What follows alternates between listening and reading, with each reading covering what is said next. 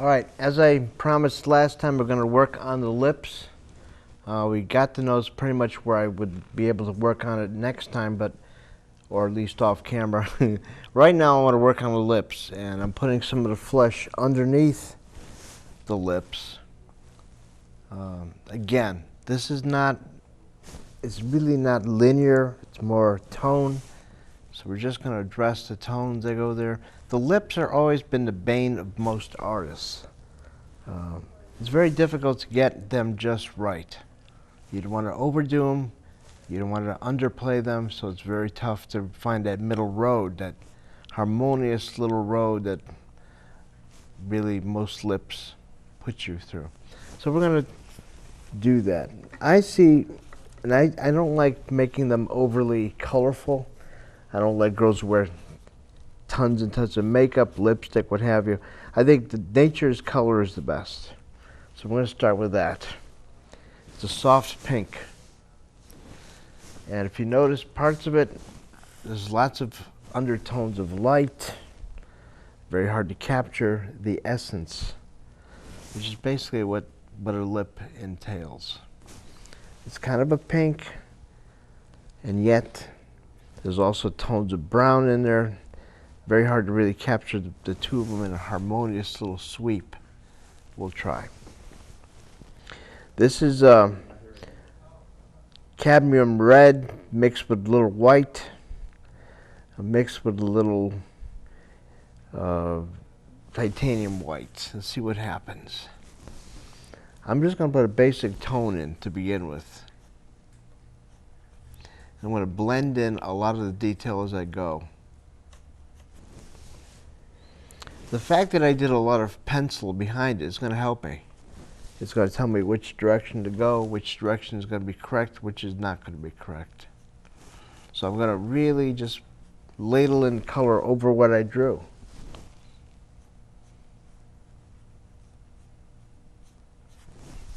I'm also use the flesh tone to actually cover up a lot of the harsh edges. I don't really like the lips to be that finite. I think for the most part, the less you do to show an edge, the better it is. So I'm just going to put pink in as a rule. We're going to blend it down as we go.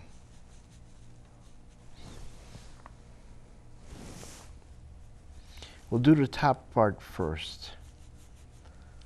I'll show you a couple of tricks. If we mix in the flesh tone with a little bit of the cadmium red, we'll get that nice harmonious little pink that we want.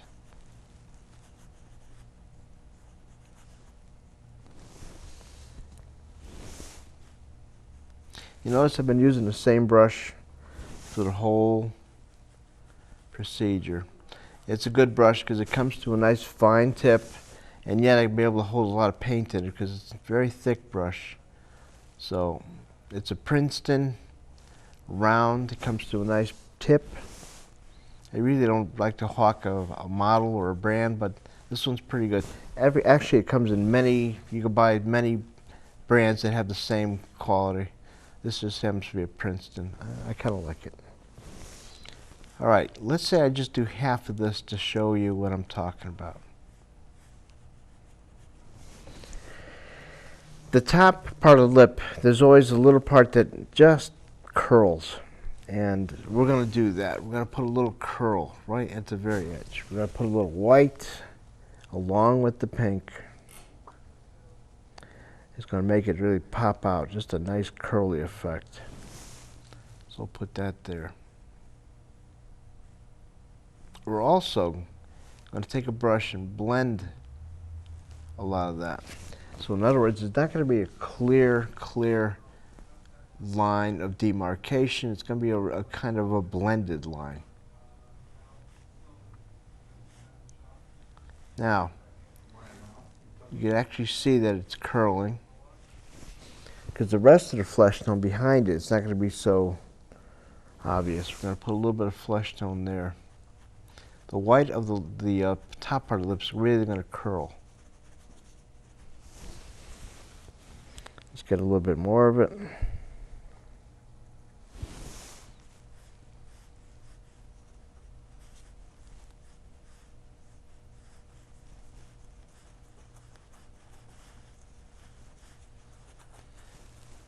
Now, getting back to the lip, you could see what the pencil did. You could actually, the paint actually went inside some of the grooves, which is nice. We're going to take the brush again. We're going to put little strands of shading in. Some are going to be light, just like any lip. There are some lines that pop up. The good thing is it's going to happen. The pencil is going to serve as the dark. And that way I don't have to repaint it with a darker color. I could always go back over and do that. I probably will. Right now this serves its purpose though. Okay, so what I'm going to do now is actually go back over it with a darker paint.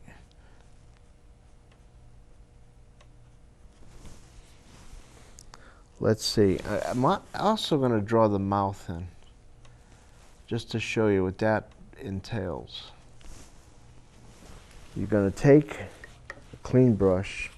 I already mixed up the paint. It's kind of a combination of burnt umber, a little bit of the color I had for the skin, which is the pink.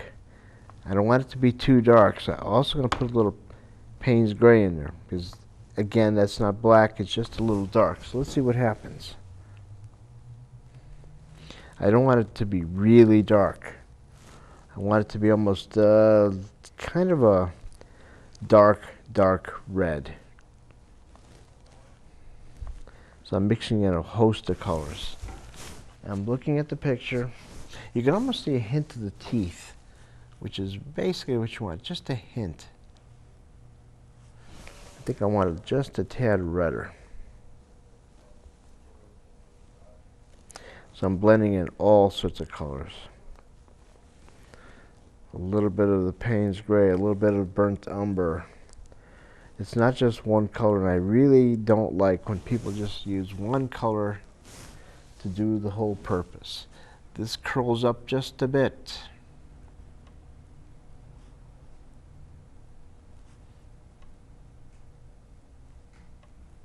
Later on, I'll probably put that little inference of teeth in there. Right now, I don't think it's necessary.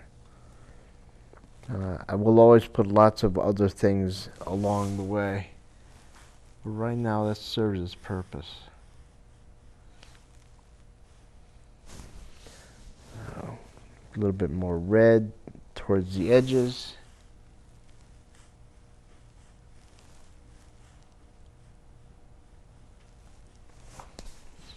Working good. Let's do the other side. The other side's a little bit darker. So we're going to take this same portrait pink along with the burnt umber, make it a little bit darker on the other side. Let's see what happens. And again, the pencil I put down as a base is going to serve up multi-purposes for me. It's going to act as a point to show where the dark ridges are. There's little lines. We want to make her too old looking, but let's face it, everyone's lips, even an infant, has little lines, little things that pop up on lips. And at this point, the pencil really served us well. I'm going to put a little Payne's gray in there, just a shot. Payne's gray's got a little blue in it, and that's what I really want. More than one color. Let's see what happens. Good.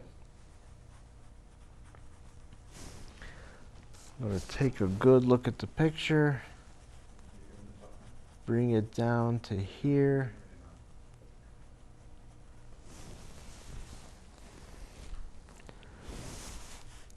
If you notice, it's the right side of her face, this side, is darker.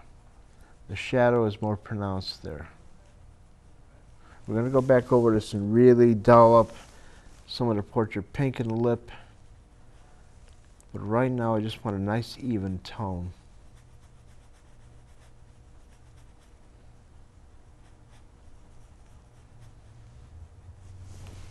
Let's do some more. Where the two meet, you could have a nice even tone between the two. Let's go with a nice light pink to serve as some of the highlights.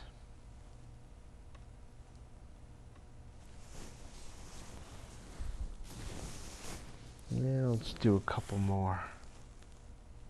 The very tip of this brush is very good for nice highlights. That's what I like about this brush. You could really use some nice, you could really make some quality lines.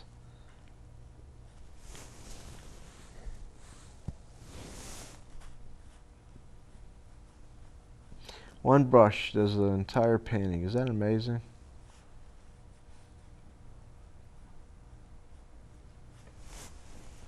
Okay, I'm going to blend the top again, just like the other side of the lip.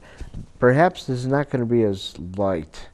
We're going to pop a little orange in, and we're going to see what happens. A little red and a little Payne's gray. Mix the grouping together. Now that's a little bit dark. Go back into the orange area I made up, a little bit of white, and see what happens. Perfect. We're going to go into this area. It curls up just a bit. We're going to blend it. It's not going to look so linear because we're not blending it yet.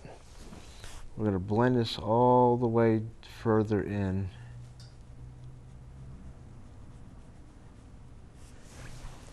Blend it to an existing color we have, which is lighter. I think that's the one we really want. Here we go. Blend it with that one. Looks nice and comfortable. I did this area before, just where the clefts are on the lips. We're going to lighten this up all together now.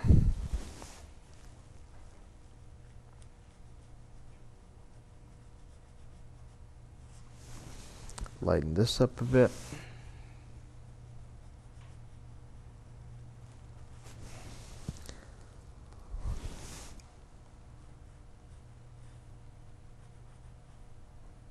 Now the lips, again, I want to really not have such a high contrast between the flesh and the lips. I'm going to really blend them a little bit better.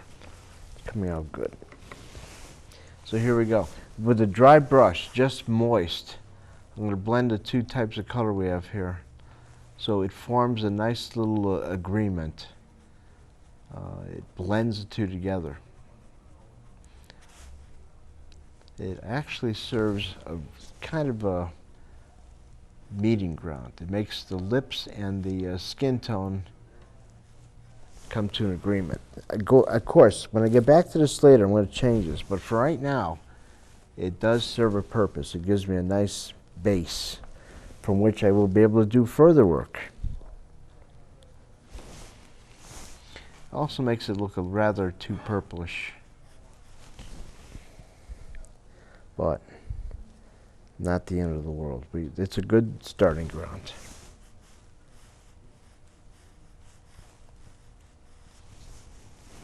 Let's make it a little bit lighter.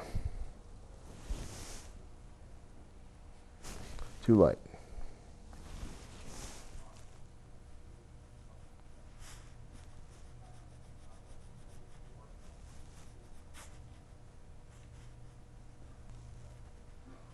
Let's blend all this together now.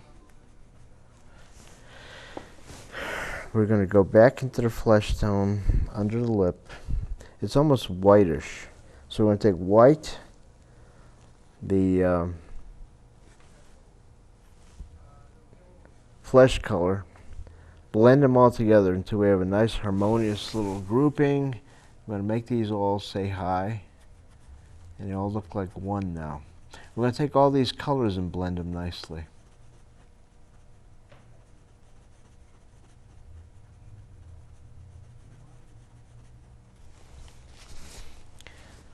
Okay, let's blend every part of this now.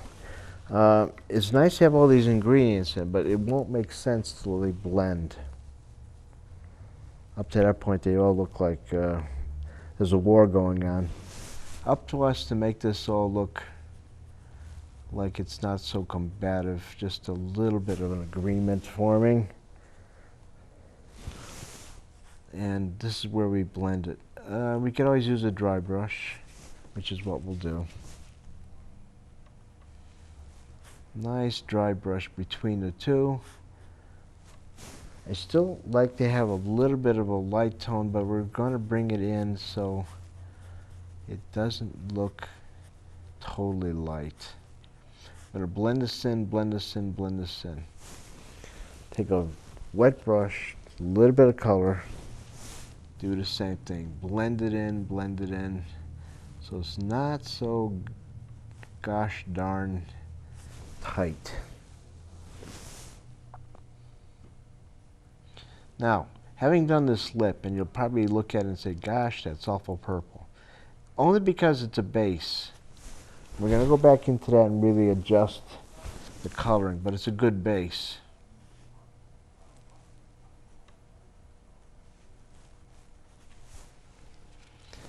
Not bad. For instance, this side of the face, the right side, is where the shadows mostly are. We're going to go into here and really darken this part up. We'll put a little Payne's Gray, we'll put a little of the burnt umber, and go to it.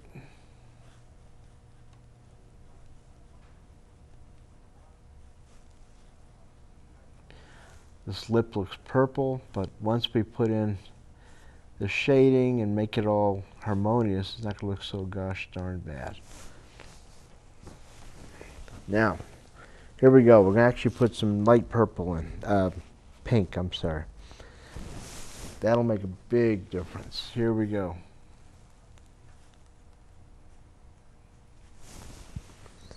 This will look like a light set of lips. We're going to take some dark from the onset, and that we're just going to be red, cadmium red, with a little pink. Blend it nicely.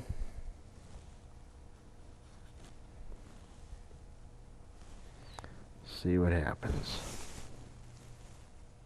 A little bit more red. And we're going to make that a little bit darker from the mouth.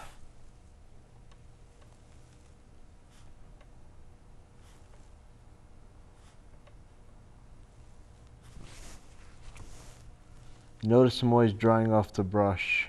When I blend colors, I prefer a dry brush as opposed to a really sopping wet one. Here we go. We'll do the same thing. We'll put little patches of dark color.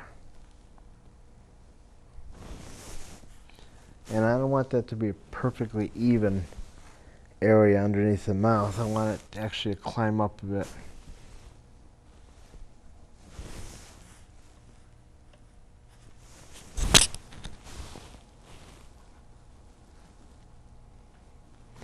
I'm going to take a little bit of Payne's Gray, a little bit of burnt umber, make it just right, fix that little area there. We're going to make this area just a little bit uneven, because I think that mouth looks perfect and almost sculpted. And I just want a little bit of difference here. These are little striations. Every lip's got them. You find me a person without them, I think they're sculpted as opposed to real. And I like real mouths. The best sculptures on earth, anything done by Michelangelo, they all even incorporate little wrinkles in the lips. I mean, that's just incredible. That's a good work. And I like that in the painting. I like that in anything. There's no such thing as a perfect person. Everybody's got them. Even babies, when they're born, they have little wrinkles on their lips. So, let's put them in now.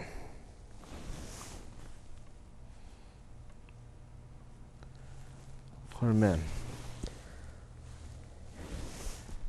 I haven't done the bottom lip yet. I guess I'll... The reason I don't do that, I want to see exactly how the top one looks next to it.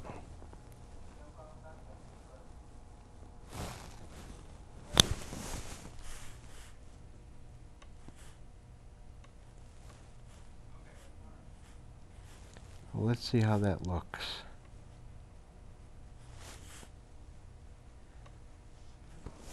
We're going to take lighter pink and do the same thing conversely on this side.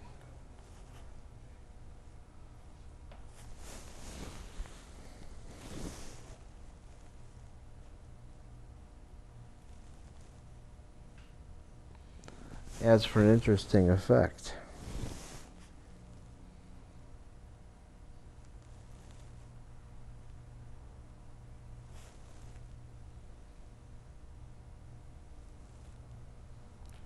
Alright, let's see if I could just add a little color to the bottom lip just to have a little placement.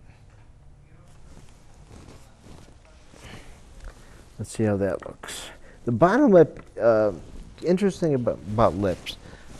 Top lips always go in, bottom lips always go out. You find me a person where that's not true, then maybe there's some people in Hollywood have their lips changed. Can't do anything about that, but as a rule, the bottom lip protrudes, the top lip goes in. So, in that case, we can actually see her bottom lip actually sticks out. We're going to put just a little bit of white, because obviously it's sticking out, it gathers more light than upper lip, which is going in. We're just going to put a lot of tonality here. A little bit too much tonality. Let's put a little bit of orange in there. Let's put a little bit more red and see what happens. Should do it. I also think I penciled the bottom lip a little bit too big. Does happen. So here we go. I'm going to blend it. Really, I'm just going to blend a big pile of color. I'm going to put in little striations as I go along. It's different than the top lip.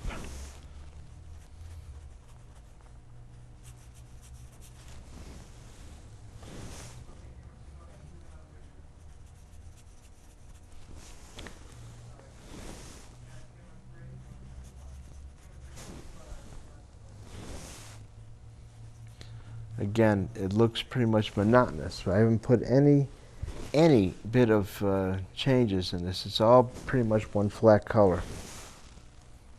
Later on, when I get more of the color in, I could actually put in little bits of line, little bits of shading. Right now, I'm just interested in getting basic colors in. So here we go.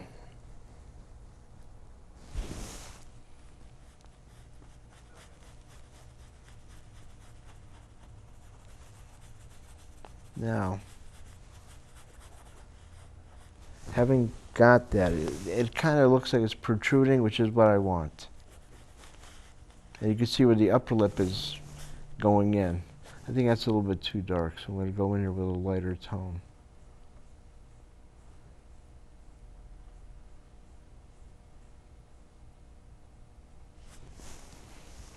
Okay. As it gets into that recess, I do want it to be darker, so makes sense. Next, let's finish the bottom lip.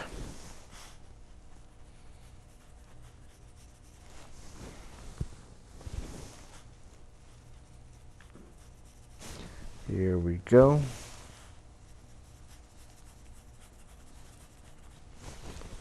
That looks pretty good because the lip is really jutting out, and that's what I want.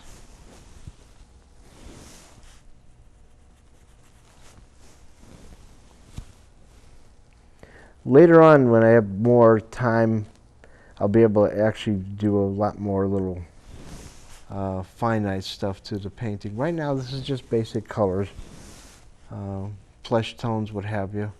And I'm going to really do finite work. I usually take a long time in my portraits. I really take a long time making sure every nook and cranny is just right. And with somebody like Lydia, it's a labor of love. I'm really going to take time and do it right. Basically, the whole kit is, if you get the tones to begin with, you're going to be really easy getting the rest of it. It looks pretty good so far. I could see that it's going to be very easy to paint the rest of it.